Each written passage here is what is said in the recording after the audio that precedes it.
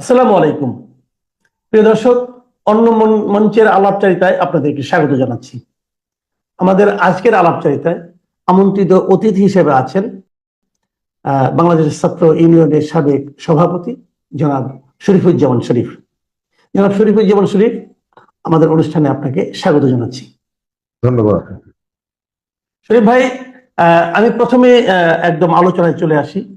আমাদের এখানে জাতিসংঘের মহাসচিব দুদিনের একটা সফর করে গেলেন।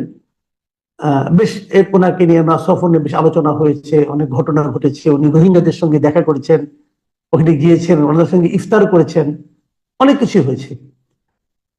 কিন্তু বটম লাইন যে প্রশ্নটা আমাদের থাকছে সেটা হলো যে ওনার এই সফর থেকে আসলে আমাদের লাভটা কি হলো? আপনাকে ধন্যবাদ এবং আপনার দর্শক শ্রোতাদেরকে ধন্যবাদ। জাতিসংঘ আসলে পৃথিবীতে ক্ষমতার খেলায় এখন একটা অকার্যকর প্রতিষ্ঠান। জাতিসংঘ কি করতে পারে কি পারে না, প্রভাবশালী ক্ষমতাশালীদের সামনে জাতিসংঘের আসলে কিচ্ছু করা। আমরা গাজার উপরে আমেরিকার মদতপুষ্ট ইসরায়েল যখন গাজাকে মাটির সাথে মিশিয়ে দিয়েছে, তখন এই জাতিসংঘ কিন্তু সেই ধরনের কোনো ভূমিকা রাখে না। তবে গরিবের ঘরে যখন রাজার প্রতিনিধিরা আসেন, তখন স্বাভাবিকভাবে তার একটা প্রভাব, একটা আনন্দ ওই পরিবারের মধ্যে কিন্তু বয়ে যায়। হয়তো ছেঁড়া মাদুরটা বিছিয়ে দেয় বসার জন্য, হয়তো একটু মুড়ি খাবারের ব্যবস্থা করে তার সাধ্য অনুযায়ী, সর্বোচ্চটুকু করার চেষ্টা করে। আমার কাছে জাতিসংঘের মহাসচিবের বাংলাদেশে আসা ঘিরে সেই ধরনের আয়োজনটি মনে হয়েছে। রোহিঙ্গা ইস্যুটা আমাদের জন্য খুবই সেন্সিটিভ একটা ইস্যু, যে ইস্যুটার সাথে আমি মনে করি যে আমাদের শুধুমাত্র রাজনৈতিক বিষয় না। শেখ হাসিনা পাওয়ারে থাকার সময় যখন রোহিঙ্গারা আসে, উনি বলেছিলেন যে ওনার বোন তাকে মনে করিয়ে দিয়েছে যে 16 কোটি মানুষকে খাওয়াতে পারলে ওদেরকে কেন খাওয়াতে পারবেন। যদিও সরকার কোনো মানুষকে খাওয়ায় না, মানুষ তার পরিশ্রম করে খায়, তো তারপরেও এই ধরনের একটা প্রবণতা শাসকদের মনের মধ্যে নানা সময় কাজ করে যে আমি মানুষকে খাওয়াই। আর শরণার্থী ইস্যুটা কোনোভাবেই চাল ডাল ভাত মাছের সাথে সম্পর্কিত না। এর সাথে শরণার্থী ব্যবস্থাপনাটা একটি খুবই গুরুত্বপূর্ণ। আমি আমার ব্যক্তিগত আগ্রহে গত কয়েক বছরে আমি 4 থেকে 5 বার আমি রোহিঙ্গা ক্যাম্পে আইন মেনে তাদের ব্যবস্থাপনাটা দেখার জন্য গিয়েছি, এবং বাইরের লোকজনের সঙ্গে কথা বলে আমার যতটুকু মনে হয়েছে, বাংলাদেশ একটা ভয়ঙ্কর বিপদের কে কাঁধে নিয়ে বসে আছে। রোহিঙ্গাদের এখানে জায়গা দেওয়ার কারণে প্রকৃতি, পরিবেশ, জীববৈচিত্র্য অনেকের উপরে, মানুষের লাইভলিহুড, অনেক কিছুর উপরে প্রভাব পড়েছে। এই সমস্যাটা আমরা সমাধান চাই, কিন্তু গত আওয়ামী লীগের সময়ে তারা মনে করেছে কেবলমাত্র তারা এই সমস্যাটার এককভাবে সমাধান করবে। বাংলাদেশে এই ধরনের একটা ইস্যুতে যে জাতীয় ঐক্যমত্যটা হওয়া উচিত ছিল, সরকারের পক্ষ থেকে সে উদ্যোগটা নেওয়া হয়নি। আর রাজনৈতিক দলগুলো মনে করেছে রোহিঙ্গা ইস্যুটা কেবল সরকারি সমাধান। আন্তর্জাতিক সম্প্রদায়ের সাথে বাংলাদেশের আওয়ামী লীগের বাইরে যে রাজনৈতিক দলগুলো ছিল তাদের প্রচুর বৈঠক হয়েছে। আমি খেয়াল করেছি যে কোনো বৈঠকে রাজনৈতিক দলগুলো তাদের পক্ষ থেকে রোহিঙ্গাদেরকে নিরাপদ প্রত্যাবাসনের জন্য বড় দেশগুলোকে কোনো ধরনের চাপ বা তাদের সাথে এই বিষয়গুলো নিয়ে খুব গুরুত্ব দিয়ে কথা বলেছে আমার কাছে কি মনে হয়। অর্থাৎ আমাদের এখানে রাজনৈতিক ক্ষমতার বাইরে যে রাজনৈতিক দলগুলো ছিল তারা পুরো দায়িত্বটা দিয়েছিল সরকারের উপরে, এবং সরকার হয়তো মনে মনে ভেবেছে আমরা রোহিঙ্গাদেরকে তখন আশ্রয় দিয়েছিলাম, আর এবার রোহিঙ্গাদেরকে আমাদের উদ্যোগে ফেরত পাঠানোর মধ্য দিয়ে বাংলাদেশ হয়তো আরো একটা নোবেল আমরা নিয়ে আসতে। কিন্তু পুরো বিষয়টা আমাদের এখন গলার কাটা হয়ে গেছে। আর এই সংকটটা সমাধানের জন্য জাতিসংঘের মহাসচিব এসেছি, কিন্তু তার আসার বিষয়টায় আমার কাছে একটু গ্যাপ লেগেছে। প্রথমত, তিনি এসেছেন এবং যাওয়ার সময় যেটা বলে গেছেন দুটো বিষয়। একটা হচ্ছে রোহিঙ্গারা এই সময়কালে যে সংকটটা মোকাবেলা করছে, সব থেকে গুরুত্বপূর্ণ সংকটটা হচ্ছে তাদের খাবারের জন্য যে বরাদ্দটা ছিল সেটাকে কমিয়ে ফেলা, এবং এটা জন প্রতি 8 টাকা এসেছে। এর ফলে সেখানে পুষ্টির অভাব দেখা দিবে, তাদের খাদ্যাভাব দেখা দিবে, অন্যান্য সমস্যাগুলো আছে। মহাসচিব এটি জানতেন যে তাদের খাবারের খরচটা কমানো হয়েছে এবং এর ইম্প্যাক্টটা কি সেটাও তিনি জানেন। আমাদের সরকারের সাথে বৈঠক করার পর তিনি বলেছেন তিনি ফিরে গিয়ে এই বিষয়টা নিয়ে আন্তর্জাতিক সম্প্রদায়ের সাথে কথা বলবেন। আমার কাছে মনে হয় ব্যাপারটা উল্টা হওয়া উচিত ছিল। যেহেতু তিনি জানেন যে এখানে একটা খাদ্য সংকটের মুখে পড়ছে এরকমের দেশহীন একটা বিরাট জনগোষ্ঠী, সুতরাং আগে তাদের সাথে কথা বলে এসে তিনি যদি এদেরকে প্রতিশ্রুতি দিতেন যে আমি কথা বলেছি এবং এই প্রতিশ্রুতিটুকু আপনাদেরকে দিয়ে যাচ্ছি, আমরা এটাকে কন্টিনিউ করি, তাহলে বিষয়টার গুরুত্ব পেত। এক। দ্বিতীয় জায়গাটা আমার কাছে খুব খাপ ছাড়া মনে হয়েছে, তারা যে গোল টেবিল বৈঠকটা করেছে এবং সিলেক্টিভ কতগুলো পলিটিক্যাল পার্টিকে ডেকেছে এবং সেখানে বাংলাদেশের সংস্কার ইস্যুতে তারা ভূমিকা রাখতে চায় এই প্রস্তাবটি করেছে। রাজনৈতিক দলগুলোর সাথে আলাপ আলোচনার মধ্য দিয়ে একটা সমঝোতা করতে চান, এটা তারা বলেছেন। আমার কাছে মনে হয় এটা হলো আগ বাড়িয়ে একটা মাতব্বারি করার চেষ্টা। কেন? তবে সেই চেষ্টাটার পেছনে অন্য একটা পলিটিক্স আছে। কারণ কি? কারণটা হচ্ছে, আপনারা কি কেউ জাতিসংঘকে ডাকা হয়েছে যে সমঝোতা করার জন্য? না। এর আগে কিন্তু আপনার মনে আছে স্টিফেন নিনিয়ানকে ডেকে আনা হয়েছিল, তারাঙ্ককে ডেকে আনা হয়েছিল, তারা সমাধান করতে পারেননি। এবার আপনি ডাকলেন না। রাজনৈতিক দলগুলোর মধ্যে আমি এখন পর্যন্ত নির্বাচন ইস্যুতে বড় কোনো ডিফারেন্স কিন্তু দেখিনি। ছোটখাটো যে বিভক্তিগুলো, ভিন্নমত আছে, তারা কিন্তু পরস্পর বসছে, যেটা আগে কিন্তু হয়নি। প্রধান উপদেষ্টা ডাকার সঙ্গে সঙ্গে বসছে সবাই। ঠিক সেই মুহূর্তে আপনি এই প্রস্তাবটা কেন দিন? তাহলে কি আপনি বলতে চাচ্ছেন যে এই ধরনের কোনো সম্ভাবনা কি আছে যে ডক্টর ইউনূসই এই জাতিসংঘের ভূমিকার কথাটা তারা বলুক, এটা চাচ্ছে, অথবা উনি ওনার আগ্রহে এটা হয়েছে, এ ধরনের কিছু কি আপনি আসলে মিন করছেন কিনা? আমি আগের যে প্রশ্নটার উত্তরটা তার মধ্যে এটা আছে। আমার ধারণা যে জাতিসংঘকে বা সরকারের যে মেয়াদ কালটা, এটা প্রলম্বিত করার ক্ষেত্রে হয়তো জাতিসংঘকে মাঝে রাখার একটা ইচ্ছা আছে। গতকালকে বৈঠক থেকে বেরিয়ে বিএনপির মহাসচিব জাতিসংঘের এই উদ্যোগটা নিয়ে এক ধরনের উষ্মা প্রকাশ করেছে। তবে ওই যে বললাম যে যেহেতু রাজা এসেছে আমাদের গরিবের ঘরে, আমরা অনেক কিছু চাইলেও তো প্রকাশ্যে বলতে পারি না। জি, যেখানে সংকটটা নেই সেখানে এসে এই ধরনের প্রস্তাব দেওয়ার পেছনে সম্ভবত, আপনি দেখেছেন যে নতুন যে দলটি গণ অভ্যুত্থানের ভেতর থেকে নতুন যে দলটি গঠিত হয়েছে, তাদের প্রতিনিধিরাও সেখানে ছিলেন। তো এই দলটি কিন্তু এখনো নিবন্ধন পায়নি। একই সাথে বাংলাদেশের নিবন্ধন পায়নি, গত 15 বছরে নিবন্ধন দেয়নি আওয়ামী লীগ সরকার বা আওয়ামী লীগের অনুগত ইলেকশন কমিশন, এই ধরনের অনেকগুলো রাজনৈতিক দল আছে। আপনি তাদেরকে ডাকলেন না, শুধুমাত্র এই দলটিকে ডাকলেন অনিবন্ধিত দল হিসাবে। এর ভেতর থেকে আমি কতগুলো রহস্য অনুমান করি। সরকারকে একদিকে মোরাল সাপোর্টটা দেওয়া, জাতিসংঘ দেখাতে চাইছে এই সরকার যে সংস্কারের উদ্যোগগুলো গ্রহণ করেছে, এই উদ্যোগগুলো আসলে বাংলাদেশের একটা বিরাট পরিবর্তন এনে দেবে, আমরা এই প্রক্রিয়ার সঙ্গে আছি, এবং জনগণকে বোঝানো জাতিসংঘের মতো একটি প্রতিষ্ঠান এই সংস্কার উদ্যোগের সাথে আছে, সুতরাং তার গুরুত্বটা তোমরা বোঝার চেষ্টা করো। তারপরে হচ্ছে সংস্কারটাকে একটু দীর্ঘ মেয়াদী করে সরকারের মেয়াদকালটাকে আরো বাড়িয়ে দেওয়ার ক্ষেত্রে রাজনৈতিক দলগুলোকে একটা রাজি করানোর চেষ্টার একটা উদ্যোগ হতে পারে।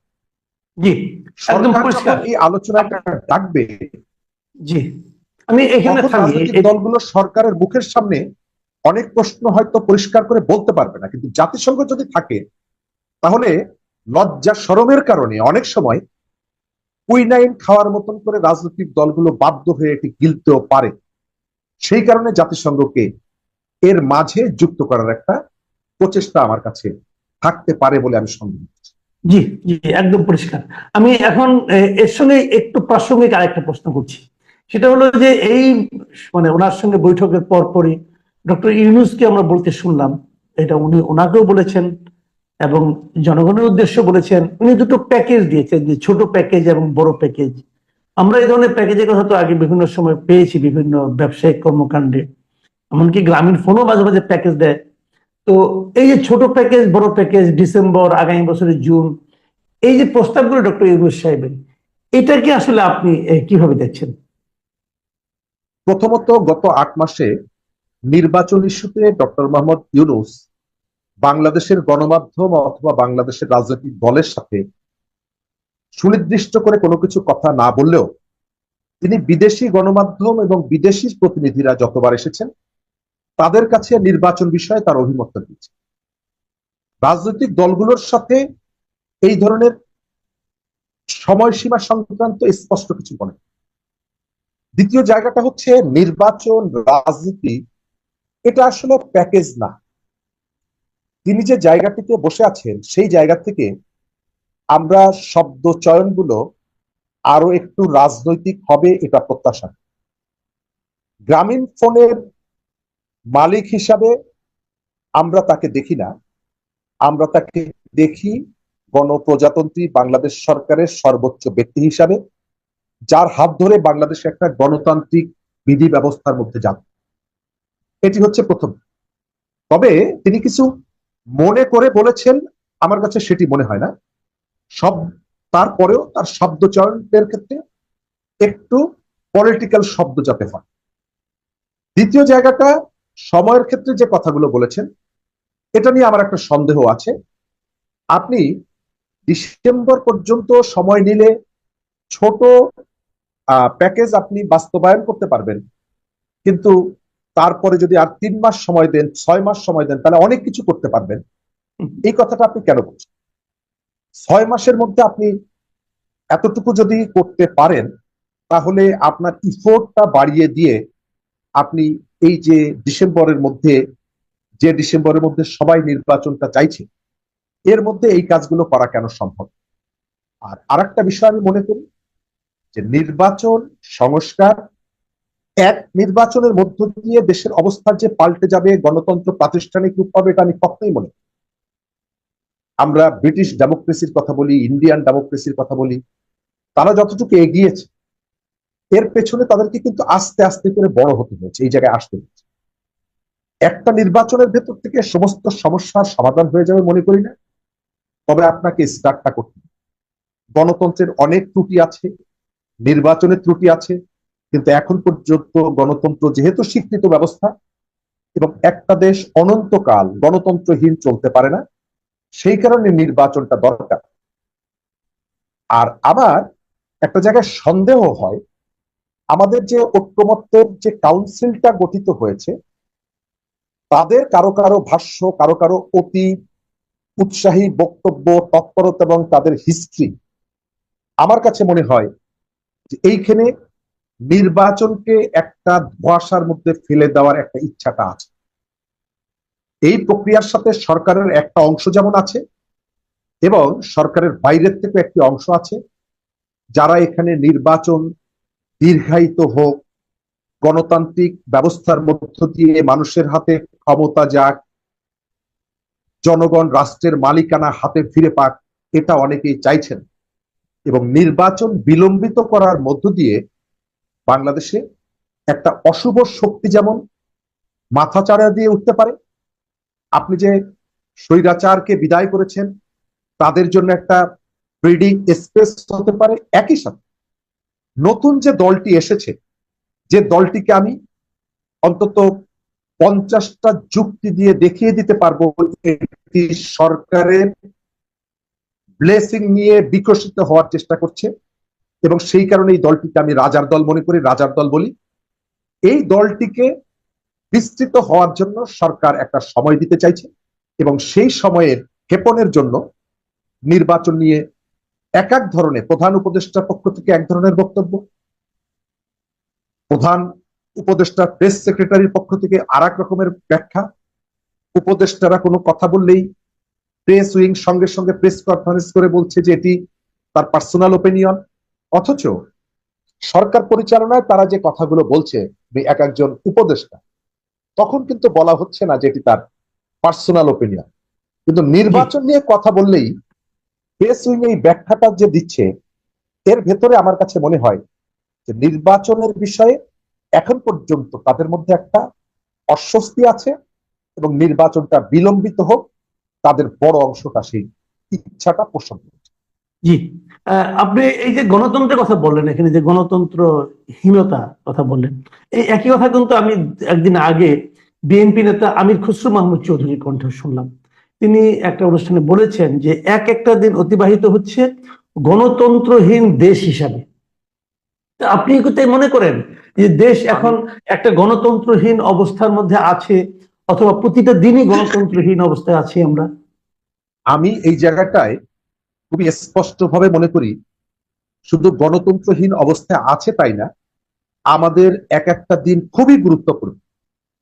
গণতান্ত্রিক শাসন ব্যবস্থায় ফিরে যাওয়ার ক্ষেত্রে এক একটা দিন খুব গুরুত্বপূর্ণ, কিন্তু সরকার সেই গুরুত্বটা অনুধাবন করছে না।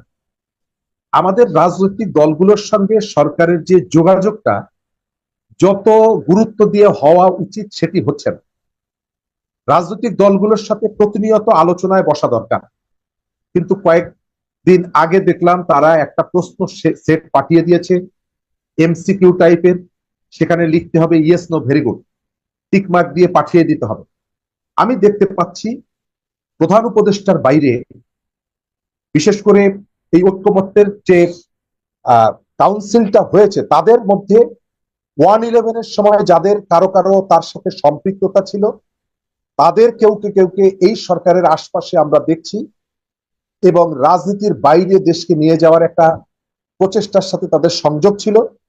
তারা আবার এখন দৃশ্যপটে ফিরে এসেছেন, এবং রাজনীতিকে ছোট করা, তুচ্ছ তাচ্ছিল্য করা, অথবা রাজনীতি নিয়ে পলিটিক্স করার একটা প্রবণতা আমি তাদের মধ্যে দেখতে পাচ্ছি। আমির খসরু মাহমুদ চৌধুরী যেটা বলেছে খুবই কারেক্ট, যদিও একটা আওয়াজ সোসাইটির বিভিন্ন জায়গা থেকে তোলা হচ্ছে যে বিএনপির মাঠ পর্যায়ের কিছু কর্মীর নানা রকমের অনিয়ন্ত্রিত কার্যক্রমের কারণে সেটিকে উদাহরণ হিসাবে বলা হচ্ছে যে বিএনপি পাওয়ারে আসলে তো তোমরা এই কাজগুলো আরো বেশি করতে পারবা, সেই কারণে বিএনপি নির্বাচন করছে। আমি এটা মনে করি না। আমি মনে করি যে শেখ হাসিনার শাসনে আমাদের যে প্রতিষ্ঠানগুলো ভেঙে গেছে সেগুলোকে যদি সাস্টেনেবল করতে হয়, রিবিল্ড করতে হয়, তাহলে অবশ্যই একটা গণতান্ত্রিক সরকারের কাছে ক্ষমতা হস্তান্তর করতে হবে, একটা গণতান্ত্রিক ব্যবস্থা ফিরিয়ে নিয়ে আসতে হবে। আর নতুন যে দল অথবা এর বাইরের যে দলগুলো আছে, তারা কেন মনে করেন যে নির্বাচন হলে বিএনপি পাওয়ারে যাবে, তারা কেন যাবেন না? এই কথাটা তারা কেন বলেন বা কেন ভাবেন যে তারা নির্বাচনে যাবে না, বিএনপি নির্বাচন করছে, নির্বাচন করে ক্ষমতায় যাওয়ার পর বিএনপি লুটে পুটে খাবে, এই কথাটা কেন বলেন? তাহলে তারা নিজেরা যে মাঠের যে কথাগুলো বলছেন, পরিবর্তনের কথা বলছেন, তাদের প্রতি মানুষের অকুণ্ঠ সমর্থনের কথা বলছেন, তাদের শক্তি বৃদ্ধির কথা বলছেন, এগুলো যে ফেক, এই দাবিগুলো যে সঠিক না, এটা তারা ভেতরে ধারণ করেন। তা না হলে নির্বাচন চাইলেই আমি আপনাকে যে অ্যাটাকটা করছি যে আপনি পাওয়ারে যেতে চান লুটপাট করে খাওয়ার জন্য, তাহলে আমি বুঝতে পারি যে ফেয়ার নির্বাচন হলে আপনি ক্ষমতায় চলে যান। জি, অনেক ধন্যবাদ জনাব শরীফুজ্জামান শরীফ। আপনার বক্তব্য খুবই স্পষ্ট ছিল, এবং আমি আশা করি আমাদের দর্শকরাও এখান থেকে অনেক কিছু চিন্তা ভাবনার সুযোগ পাবেন। প্রিয় দর্শক, এখন এ পর্যন্তই। ভালো থাকবেন আপনারা। আল্লাহ হাফিজ।